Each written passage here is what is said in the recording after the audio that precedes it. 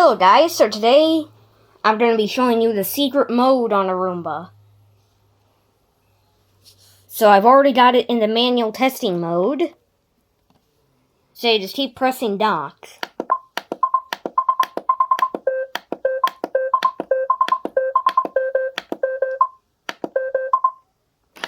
We're getting close.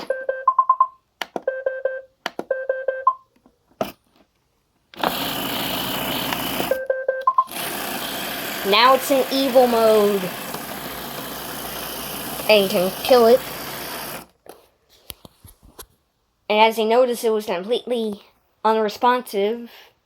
And it wouldn't stop because it was chasing after it. It was assuming there was a person.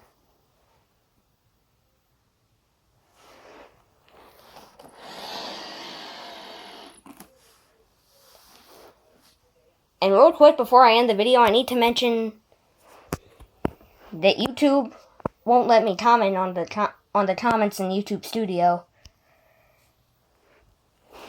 So I probably won't reply to your comments.